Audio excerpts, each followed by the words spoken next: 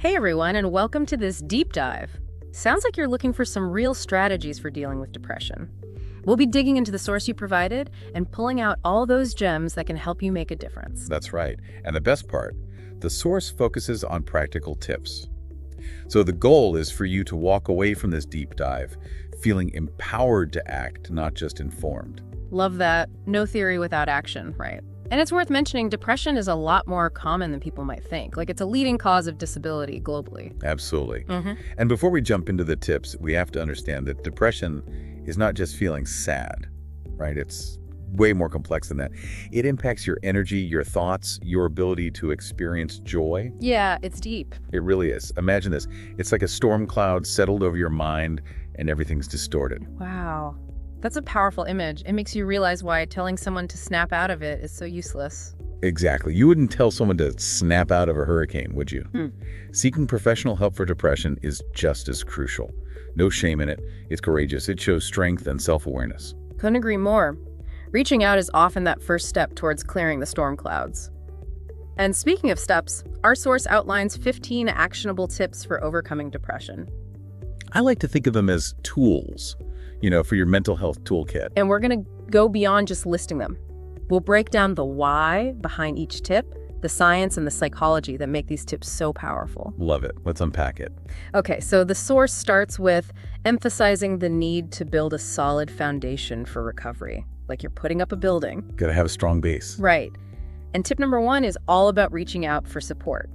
It might seem simple, but isolating yourself only intensifies those feelings of loneliness and hopelessness that often come with depression. Talking to someone you trust, a friend, family member, or a therapist can be so therapeutic. It's like releasing some of the pressure, right? Yeah. Exactly. Like a pressure cooker. Bottling everything up just makes things feel way more overwhelming. Makes sense. And then, building on that support, tip number 2 focuses on setting small, achievable goals. I find this one really helpful because when you're feeling depressed, even the simplest tasks can feel impossible. That's so true. And that's why breaking things down into smaller steps is key. Instead of focusing on climbing the entire mountain, just focus on putting on your hiking boots, Celebrate those small victories no matter how insignificant they might seem. Love that analogy. It's a journey. It is. And celebrating those wins rewires your brain to focus on what's working rather than getting stuck in the negative. Shifting the mindset, yeah. From defeat to progress. It helps you reclaim that sense of agency, even if it's just in those tiny increments. Makes sense. Okay, so we've got support, small goals. That's our foundation. Now, what about some actions we can take? Speaking of action, tip number 3 is all about getting moving. Exercise can be a game changer. It really can. And it's not just about feeling good after a workout.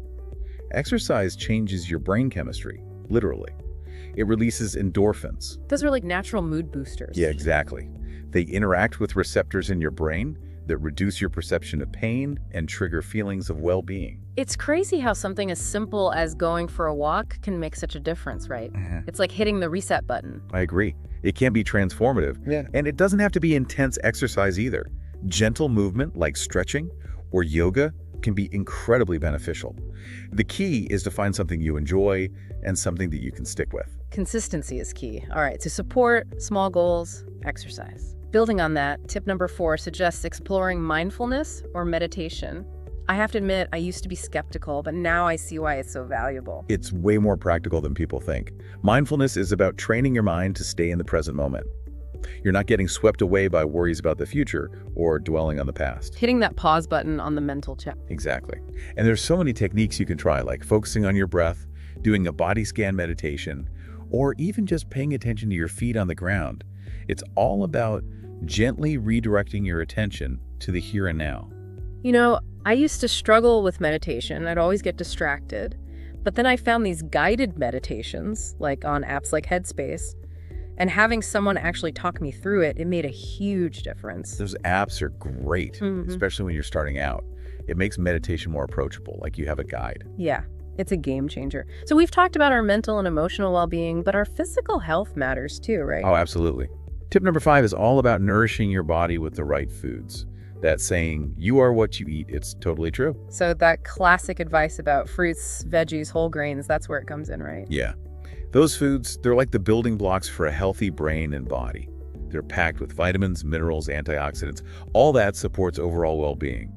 And then there are the omega-3 fatty acids. You find those in salmon, walnuts, flax seeds. I always hear those are good for the brain, but like, why? Well, they're essential parts of brain cell membranes, and they play a vital role in how neurotransmitters work. Some studies even suggest that omega-3s can help reduce symptoms of depression. So it's not just about eating healthy in general, it's about feeding your brain what it needs to function well. Exactly. And just like we nourish our bodies, we have to prioritize rest. Tip number 6 really highlights the importance of sleep. Oh yeah, I'm a total grump if I don't get enough sleep. But how does lack of sleep actually affect depression, like specifically? Well, it can make the symptoms worse, and it can even make recovery harder. When you're sleep deprived, your brain just can't function properly. Your mood regulation, emotional processing, cognitive abilities, they all take a hit. So like running on empty? Pretty much. What helps is creating a regular sleep schedule, a relaxing bedtime routine, and a sleep-conducive bedroom. These can make a huge difference. I've noticed avoiding screens before bed really helps me. That blue light, oh man. It messes with your sleep-wake cycle. Reading a book, taking a warm bath, listening to calming music. Those are better ways to prep your mind and body for sleep. Way better. Okay, so we've set the groundwork and taken care of our physical needs. Now, tip number 7 takes us a bit deeper. It's about tackling those negative thoughts head on. It's like they're bullies we have to stand up to. Oh, I like that analogy. Depression can make those negative thoughts feel so real and so convincing, but we can challenge them. This is where cognitive reframing comes in. It's basically learning to question those automatic negative thoughts and replace them with more balanced, realistic ones. Can you give us like a real-life example? I think a lot of us struggle with negative self-talk. Definitely. Let's say you mess up at work. Your immediate thought is, oh, I'm a failure, I'm going to get fired. But a more helpful approach would be to ask yourself, is that thought actually true? Or is there another way to look at this? Right. Instead of jumping to the worst-case scenario, I could reframe it like, okay, I made a mistake, but everyone does. I can learn from this. Exactly. It's about recognizing those thought patterns that aren't helpful. With practice, your brain will learn to be more balanced. That's empowering, right? It's like taking control instead of letting those thoughts control us. Absolutely. Okay, tips 8 and 9 are about habits that can either help or hinder recovery. Tip number 8 is about limiting alcohol and caffeine. This one might not be popular, but it's true. Alcohol and caffeine, they can really affect your mood and sleep. Yeah, and while they might seem like they offer temporary relief, they can actually make depression symptoms worse. It's not about cutting them out entirely, but moderation is key. Choosing water or herbal teas most of the time can make a difference. Makes sense. Tip number 9 encourages us to reconnect with things we used to love, right? Yes. Depression can make things that once brought you joy feel, well, joyless.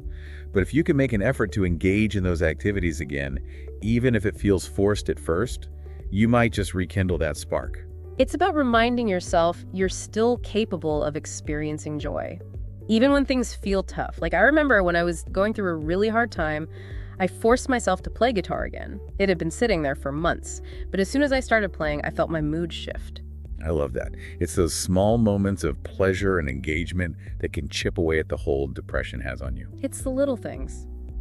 Okay, so we've covered quite a bit, building a strong foundation, taking care of our physical needs, and starting to shift those negative thoughts. What's next? Now we're going to talk about nurturing a more positive, resilient mindset. Tip number 10 is all about gratitude. Oh, this one's big for me. I started a gratitude journal a while back.